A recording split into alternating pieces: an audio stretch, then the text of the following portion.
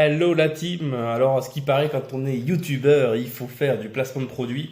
Donc moi, je vous place le Pento ici parce que j'ai revu une vidéo de Philippe Glaise qui a été passée il y a 2 jours, qui parlait d'un ami à lui qui s'appelait Sam, un entraîneur peu connu du grand rugby toulousain. J'ai d'ailleurs adoré ta petite vidéo, cher. Faut la laisser en avant, c'est ça? Donc, je la laisse bien en avant. Pento, voilà, Pento.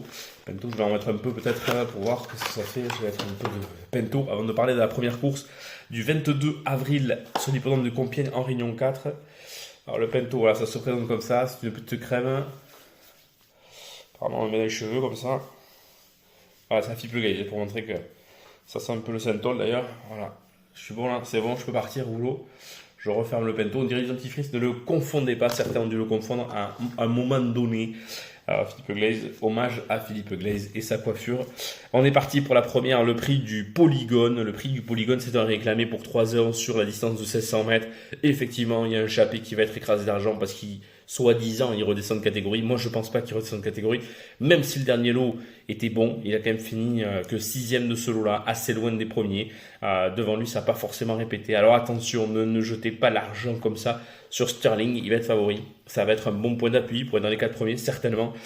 Tant le lot est pas très bon. Capoeira, c'est le 7, c'est le deuxième favori du turf, qui est logiquement aussi favori, qui vient de très bien se comporter. Mais attention, c'est pas Rosario Mangione ce coup-ci sur le dos, c'est Carboni, Carbonara. Oui, parce qu'on est chez les Italiens avec Botti.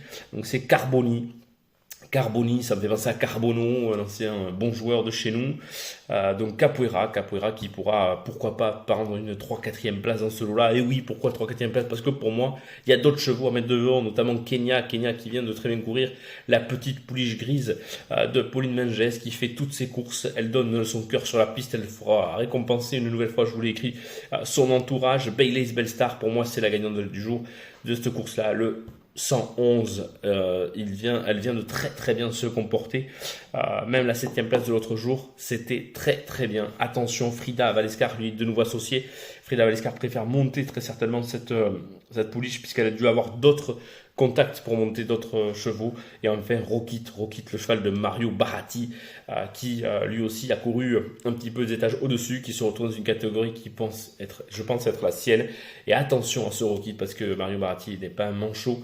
Seul truc, c'est que c'est Mademoiselle S. Gastou, c'est comme un petit peu pour Capoeira. Je ne sais pas ce que ça vaut. Donc vous avez le résumé en chiffres ici, qui s'affiche lentement et qui vous permettra de jouer. Vous avez le résumé écrit. J'espère que cette vidéo vous a plu. Attention, ce week-end, il y a des matchs de rugby qui risquent d'être décisifs pour la fin de saison. On fera un petit topo parce que j'avais envie de parler de rugby aussi ce week-end à la veille de mes 35 ans.